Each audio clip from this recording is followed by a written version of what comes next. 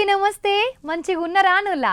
నేనైతే మస్తున్నా గానీ ఇక భాగ్యలక్ష్మి వచ్చిందంటే బరాబర్ వార్తలు పట్టుకొత్తది. చాలా ముచ్చట్లున్నాయి గానీ ముందుగాలైతే నెత్తిగీతలు. ఇయాల దేశం మొత్తం బంద్, ఏసిండ్రు అన్నింటికి తాళము. స్పీకర్ సార్కు అయిందట బాధ, చట్టసభలో పెట్టుకుంటుండ్రు గొడవ. పంచిన పైసలు కుక్కర్లు అడిగిండు అభ్యర్థి, వేల పైసలు కుక్కర్లు తీసుకోమని పెట్టిందట కక్కుర్తి. అల్లు అర్జున్ను కలుస్తాడట టిల్లు, అత్తదో మరి బండిని కలుస్తందుకు లక్కు. బంద్ బంద్ బంద్, ఏదన్నా కొనవైనా బంధు, ఎటన్నా ఓదామన్నా బంధు, ఆటవల ఎక్కనియలే రోడ్ల మీద తిరగనియలే అన్నట్టు మొత్తం బందే నడిసిందులా. ఏడికి పోయినా ఎట్టు పోయినా ఏ మూలకు చూసినా చాలా చోట్ల ఇవాళ బంధుగా నచ్చింది. మరి భారత్ బంధు నాడు దేశం ఎట్లా ఉందో చూద్దాం పాండ్రి.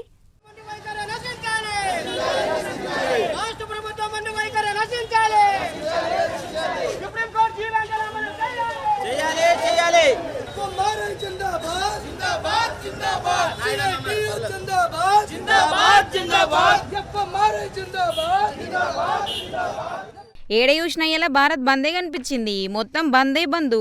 4 లేబర్ కోడ్ల రద్దు, ప్రైవేటీకరణ, రక్షణ, విద్యుత్ సవరణ చట్టం ఉపసంహరణ, ఎన్నో పోరాటాలు చేసి ఉద్యమాలతో సాధించుకున్న హక్కులను చట్టాలను కేంద్రం బూడిదల పోసిన పన్నీరు ఎత్తందని అట్లా ఏకుండా ఉండేందుకు ఈ ర్యాలీలు నిరసనలు చేస్తారు. కేంద్ర సర్కారు అంబానీ ఆదరణలకు వ్యతిరేకంగా ప్లకార్డులు, ర్యాలీలు, నిరసనలు చేసిర్రు. కొన్నింటికాడ మోదీ సార్ బొమ్మలు గాలబెట్టడు, మోదీ డౌన్ అనే నినాదాలు, మాకు న్యాయం చేయాలి, కేంద్రం దిగి రావాలని లొల్లి అనిపించింది. చట్టబద్ధత లేనటువంటి కోడ్లు తీసుకొచ్చి యజమానులకి కార్పొరేట్లకి అనుకూలంగా దీన్ని చేసిన తర్వాత ఈరోజు భారతదేశంలో ఉన్న కార్మిక వర్గం కానీ ఉద్యోగస్తులు కానీ కట్టు బానిసలుగా ఉంటారు తప్ప ఇంకోటి మాత్రం కాదు.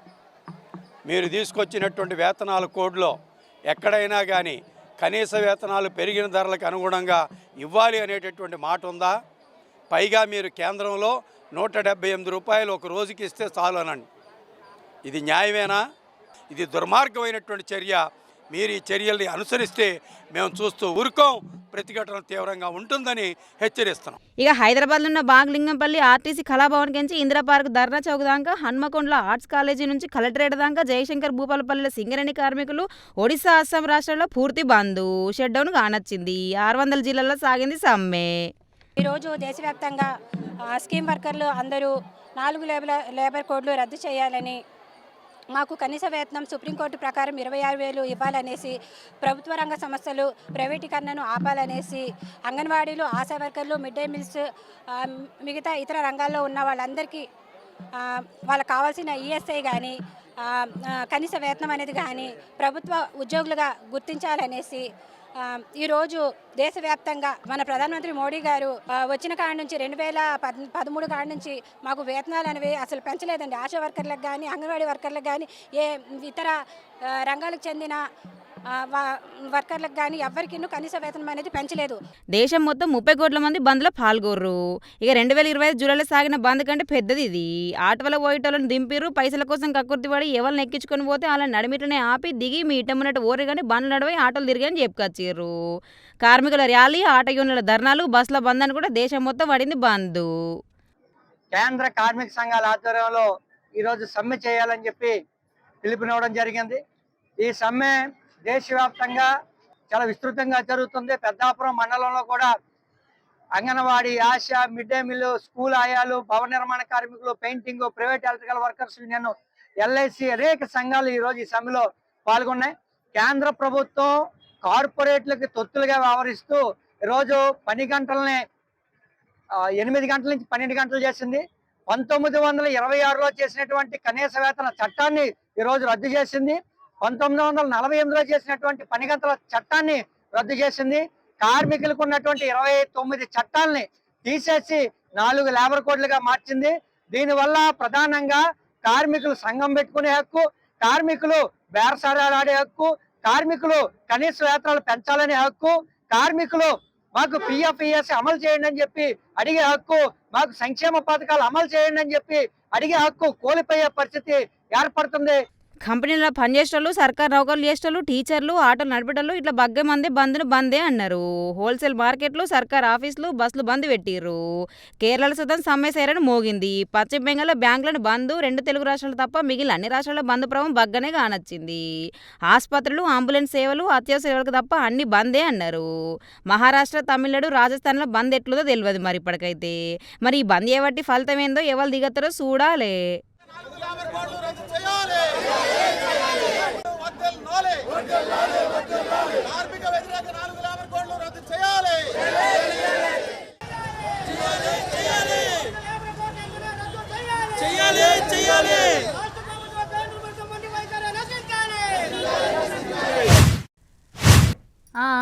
ఏందే కాక గీ చట్టసభలల్లా కొట్టుకుంటారు, తిట్టుకుంటారు, ఓల మీద ఓళ్ళు కలవడ్డట్ట చేస్తారు. అది ముఖ్యమైన నాయకులు ఉండే సభల. చిన్న పోరగాళ్ళు వాడుకునే అర్రల ఏందో కాక వాళ్ళను పెద్దోళ్ళు అనరాదాయే, మళ్ళా ఏం తెలియనోళ్ళు అనరాదు. నీ అనుడు సల్లగుండా పెద్ద పెద్దోళ్ళు మాట్లాడంగా మాట్లాడనియ్యరు. ఏం పాడో ఏమో ఏషి గా చట్టసభల కంటే మన చేపల మార్కెట్ అన్న నయమని కొందరు మాట్లాడుకోవట్టే ఊర్లల్లా. ఎందుకో ఎరికేనా? చట్టసభలంటే ఏంటి? ఓ దేశం లేకపోతే రాష్ట్రంలో అవసరమైన చట్టాలను చేసి, అవసరం లేదనుకున్న వాటి రద్దు చేసి, మార్చాలనుకుంటే వాటి మార్చి, ప్రజల కోసం, ప్రజలు ఎన్నుకున్నోళ్ళు వాళ్ళ కోసం మాట్లాడే జాగా. సర్కార్ బడ్జెట్ను ఆమోదించడు, ప్రజల సమస్యల మీద మాట్లాడు కోసం పెట్టుకుని ఓ పెద్ద గొప్ప సభలు. కానీ ఇప్పుడెట్లా కనిపిస్తుందంటే తిట్టుకునుడు, పెద్దలు మాటలంగా అడ్డుకునుడు, చిన్న పోరగంలో ఉన్న టొర్రుడు, బలాలను టపాటపా గుద్దుడు, లేకపోతే ఈ డోర్లకెంచి వచ్చి ఆ డోర్లకెంచి ఓవడు. ఇయే ఇప్పటి చట్టసభలు అనబట్టే కొందరు. మంచి మాటలు మాట్లాడినారు, ఇంకొకరు చెప్పే మాటినారు. ప్రతిపక్షమయ్యా సర్కార్ నడిమిట నేరుగా లొల్లి పెట్టుకునేందుకు, నువ్వే వెళ్ళరా అంటే నువ్వే వెళ్ళరా అని తిట్టుకునేందుకు, అవసరమైతే గల్లలు పట్టుకునేందుకు పెట్టుకుంటే జాగా అన్నట్టు కనిపిస్తుంది అనమాట ఇంకిందరు.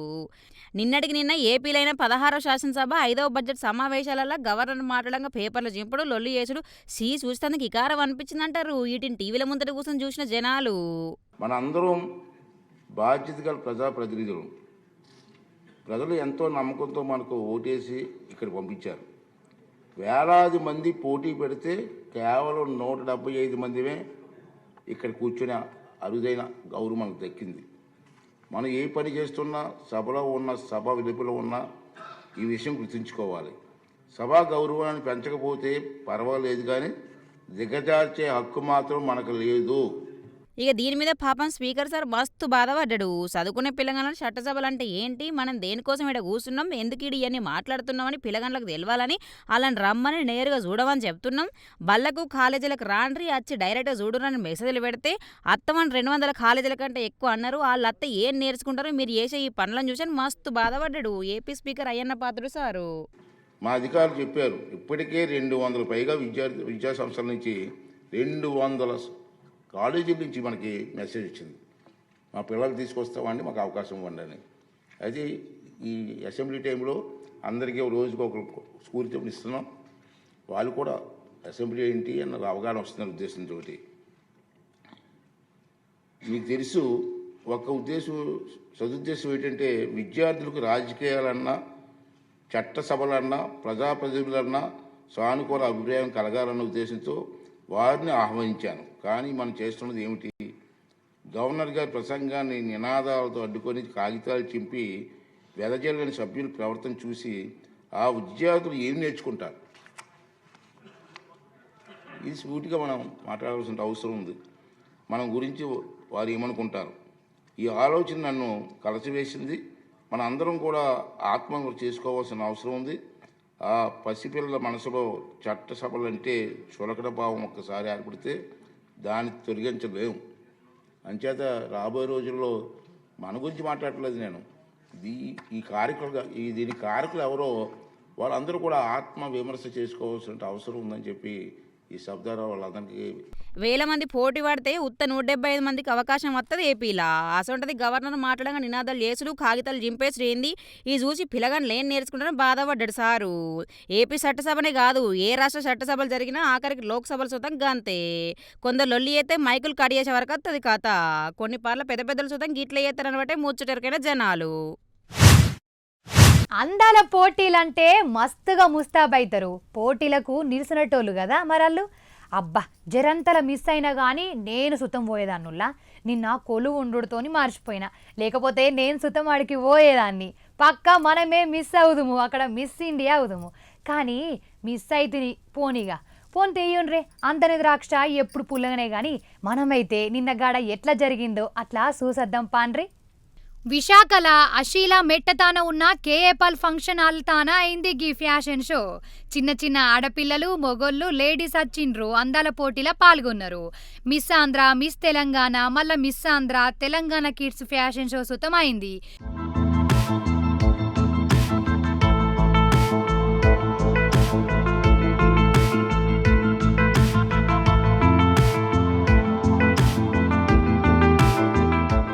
అబ్బా అందరూ ఒకటే పారి కలిసత్తే అందమే నడుచుకుంటూ వచ్చినట్టు అనిపిస్తుంది కదా. చీరలు కట్టుకొని సింగారించుకొని కొందరికి నెత్తిల పూలు కొప్పుల అలంకారాలు వేసుకొని వచ్చిండ్రు. సూపర్ చీరలు, గద్వాల పట్టు, ఫ్యాన్సీ చీరలు, కంచి పట్టు కట్టుకొని లైన్గా ఓలెన్ కోలు నడుచుకుంటా అత్తే చూస్తందుకు 2 కళ్ళు సాల్తలేవనుకోండ్రీడా.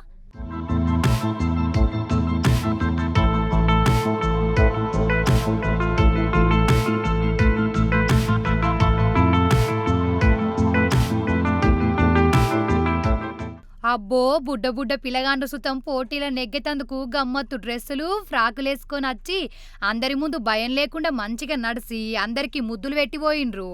ఇంటికాడ పక్క పొంటలతోటి మాట్లాడు, ఆంటీకి హాయ్ చెప్పు అంటే అమ్మ కొంగు సాటు దాక్కుంటారు. కానీ గీలు మాత్రం చూడుండ్రి, 100 మంది చూడంగా ఒక్కలే నడుచుకుంటా వచ్చి తిప్పుకుంటా పోతాండ్రు. అబ్బో ఎంత మంచిగుండ్రో కదా. అసలు నువ్వు తెలంగాణ పార్టీ పెడతా అంటున్నావు, నిజమేనా అక్క? పెడితే ఎసుంటిది పెడతావు? రేపటి నాడు కూడా పొలిటికల్ పార్టీ ఖచ్చితంగా పెడతాం. ఈ రాష్ట్రంలో స్వీయ రాజకీయ అస్తిత్వంతో తెలంగాణ అనే పదాన్ని తన పేరులో నింపుకొని, తెలంగాణ అనే పదాన్ని తన ఆశయాల్లో నింపుకొని, తెలంగాణ అనే పదాన్ని తన ఆచరణలో నింపుకునేటటువంటి పొలిటికల్ పార్టీ రావాల్సిన అవసరం ఉన్నది. ఖచ్చితంగా దానికోసం పెడతాం. మాది ఫక్తు రాజకీయ పార్టీ కాదు, ఉద్యమకారులను కలుపుకొని ఉద్యమ ఆకాంక్షలను నెరవేర్చడానికి, తెలంగాణ వాదాన్ని నిలబెట్టడానికి, తెలంగాణ అస్తిత్వాన్ని పరిరక్షించడానికి రాబోయేటటువంటి రాజకీయ శక్తిగా ఉంటుంది తప్పితే ఫక్తు రాజకీయ పార్టీగా ఉండదు. ఎందుకంటే కాదక్క, మరి నాదొక డౌటు. మరి మీ బాపు కేసీఆర్ సారు ఉద్యమం చేస్తున్నప్పుడు బగ్గమందే సాయం చేసిండ్రు కదా, వాళ్ళను జరా గుర్తు చేయక్క. అన్ని ఉద్యమాలు చేస్తే ఆ ఉద్యమాలకు సహకరించిన వాళ్ళు చాలా మంది ఉన్నారు. పాపం చిన్న చిన్న కాంట్రాక్టర్లు అయితే పాపం మా గ్రామాలలో టెంట్లు నడిపారు, మండలాలలో టెంట్లు నడిపారు. ప్రింటింగ్ ప్రెస్ వాళ్ళు నాకు గుర్తుంది, సంఘాలకు ఫ్రీగా కొట్టించారు, ప్యాంప్లెట్లు వేసుకోండి రా బాబు అని చెప్పి. అనేక మంది చిన్న స్కూళ్ళు, పాపం బడ్జెట్ స్కూళ్ళు, వాళ్ళకే స్కూళ్ళు చక్కగా నడవవు, వాళ్ళు బస్సులు ఇచ్చి మనకు స్కూళ్ళకు, మనకు ఉద్యమాలకు సపోర్ట్ చేసినటువంటి విద్యా సంస్థలు అనేకం ఉన్నాయి ఈ రాష్ట్రంలో.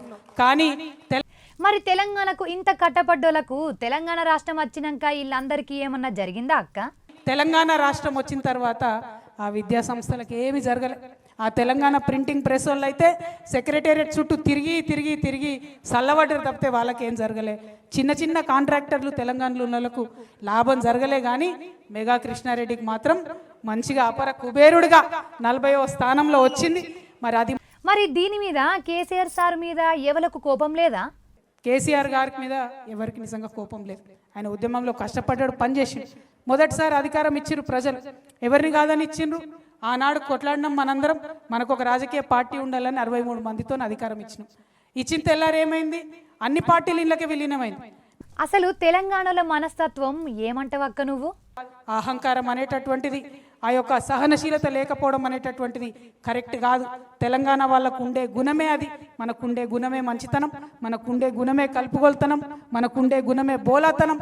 దాన్ని కోల్పోతే తెలంగాణ ఆత్మ కోల్పోయినట్టే.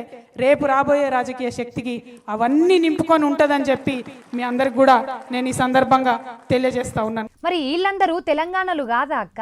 ఏమో పట్టు అది ఎందుకు గాని ఆనాడు ఏందక్క? ఆనాడు మీ అందరికీ తెలుసు, నేను చెప్పుకుంటూ వచ్చిన చరిత్ర. ఎంతోమంది వారసత్వంగా కాపాడుకుంటూ వచ్చినటువంటి తెలంగాణ భావన అనేటటువంటి మెట్లెక్కి ఆనాడు కేసీఆర్ గారు అధికారంలోకి వచ్చారు. అసలు ఈ రేవంత్ రెడ్డి సార్ గురించి 2 ముచ్చట్లు చెప్పక్క. అందరి దగ్గర నుంచి ఆ పెద్ద మనిషి ఆ ఆకాంక్షలు పట్టించుకోలేదు కాబట్టి అధికారం కోల్పోయింది. మీరు కూడా ఈ ఆకాంక్షలను పట్టించుకోకపోతే బంగ్లా బయటికి గుంజుతారు రెడ్డి గారు, మిమ్మల్ని ఏం వదిలిపెట్టారు తెలంగాణ ప్రజలు. కాబట్టి గుర్తు పెట్టుకోండి, ఒళ్ళు దగ్గర పెట్టుకోండి, ఉద్యమకారులకు ఇచ్చినటువంటి ఆకాంక్షల్ని నెరవేర్చండి. అసలు ఈ పంచాయతీ ఎందుకు కవితక్క, ఎందుకు అందరు కలిసిండ్రు? కానీ కలిసినటువంటి సందర్భం, కలుసుకుంటున్నటువంటి సందర్భం ఖచ్చితంగా చరిత్రలో నిలబడిపోయేటటువంటి సందర్భం, ఉద్యమకారుల కోసం మరొక ఉద్యమం చేస్తూ బయలుదేరేటటువంటి సందర్భం. కాబట్టి మిమ్మల్ని నేను కోరేది ఒకటే, కించిత్ బాధతో మాట్లాడినా, మన వాళ్ళ మీదనే కొట్లాడాల్సి వచ్చిన ఈ టైంలో ఖచ్చితంగా మనం గుర్తు తెచ్చుకోవాల్సింది ఒక్కడనే. కాదక్క, మరి పాపం ఇంటోళ్ళు కదక్క, మరి ఈ ఉద్యమం కరెక్టే అంటవా? ఆ పక్కన ఉన్నోడు నీవోడా, నీ ఇంటోడా, సుట్టమోడా అన్నది కాదు, ఎటు ధర్మం ఉంటే అటు ఉండు అన్నారు.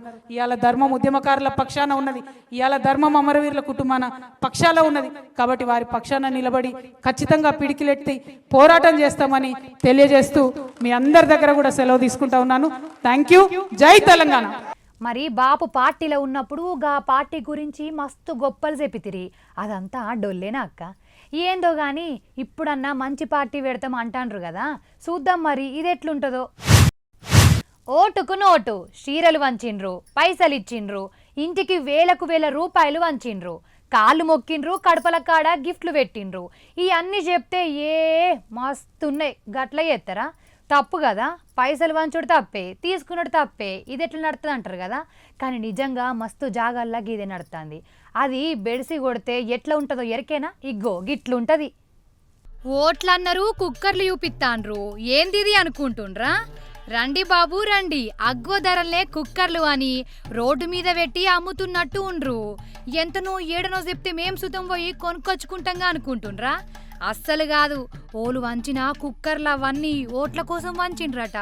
అటెనక ఓట్లేయలేదని నాకు ఇచ్చేయుండ్రి అని చిన్న పొరగాన్లు అడిగినట్టు అడిగిండ్రట.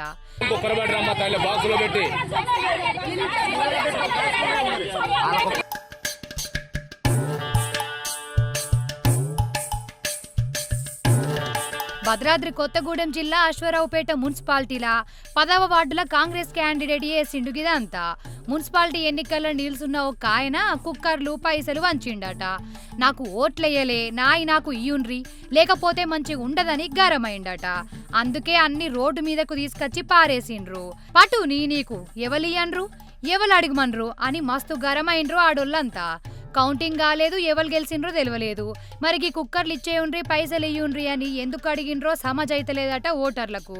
అయినా పైసలు ఇచ్చుడు తప్పు, తీసుకున్నాడు తప్పు అని తెలియదా? తెలిసి ఆయన ఎందుకు ఇచ్చిండు, వీళ్ళెందుకు తీసుకుండ్రు? అయినా ఓట్ల లెక్కింపే గాంధీ ఓడిపోయినట్టు తెలియంది. నాకు ఇచ్చేయుండ్రి, నాకు ఓట్లేదు అని ఎట్లంటవన్నా? కాంగ్రెస్ పార్టీ వాళ్ళు వచ్చారు, ఓట్లకి డబ్బులు ఇస్తున్నారు.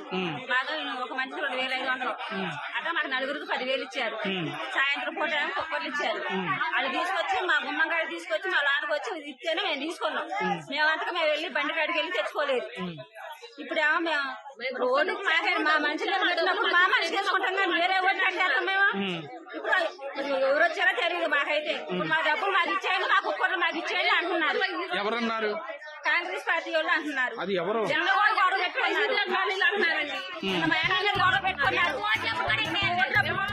అయినా తప్పు నీదే, ఓట్లేయుండ్రి అని ఎందుకు పైసలు కుక్కర్లు ఇచ్చినావు, మళ్ళా ఓట్లేలే అని నీకు చెప్పిందేవలు, తిరిగి ఇచ్చేయని అడుగుమందేవలు అని గరం కాబట్టే ఇంకిందరు. పుష్కన నువ్వే గెలిస్తే నీ ముఖం అన్న చూత్తరా ఆళ్ళు? మరి గిదేం తీరుల్లా అని తిట్టబట్టే ముచ్చట ఎరికైన జనాలు.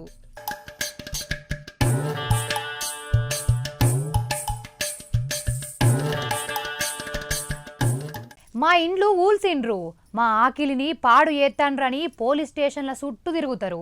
మా కోడి కనిపిత్తలేదు, మా కుక్క పోయింది, మమ్ముల కొట్టిండ్రు, మమ్ముల తిట్టిండ్రని పోయి పోలీస్ స్టేషన్ల కంప్లైంట్ ఇస్తాం కదా. కానీ ఆళ్ళకే కట్టమత్తే ఓ స్టేషన్ మొత్తానికి ఇబ్బంది అయితే ఎట్లా చెప్పుండ్రి? పాపం గిడ పోలీస్ వాళ్ళను చూడుండ్రి ఏమైందో.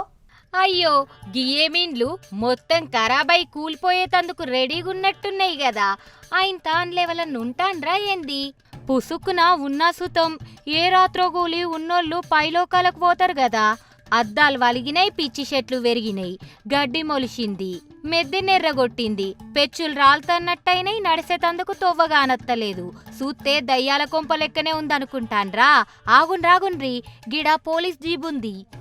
హా చూసిండ్రా పోలీస్ జీప్ ను దొంగలు ఎత్తుకొచ్చి గీ బూత్ బంగ్లాల పెట్టిండ్రట. ఇంతకీ ఈ ఇల్లు ఎవ్వల్ది అనుకుంటాన్రా? పాములుండే గీ జాగల పోలీస్ సారోళ్లకు సర్కారిచ్చిన క్వార్టర్సులు.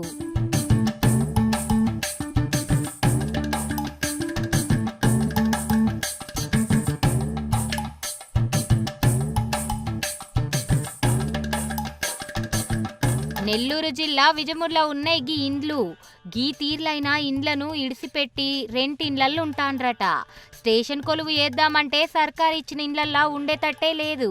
వీటిని తీసేసి వేరే ఇండ్లు ఇయ్యుర్రి, లేకపోతే ఈడనే గట్టియ్యుండ్రని గోడెల్ల పోసుకుంటుండ్రట సారోళ్ళు.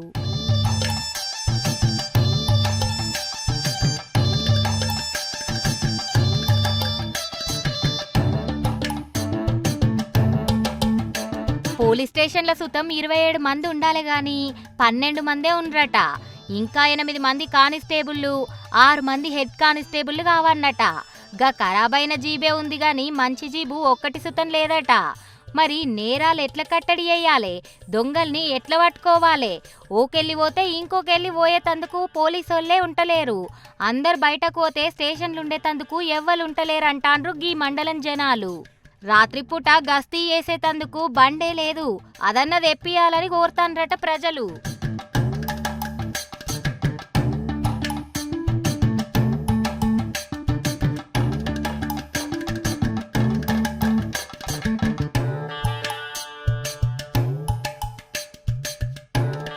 హా వార్తలు చూసిర్రు కదా. ఇగో ఇంకా మీతోని ముచ్చట పెట్టబుద్ధి అవుతుంది కానీ అర్ధగంట మాయిల్నే ఓడిసిపాయి. మళ్ళీ వచ్చినప్పుడు ఇంకిన్ని మంచి వార్తలు పట్టుకొత్తా. మనని పొయ్యొద్దునా? ఉంటాం మరి.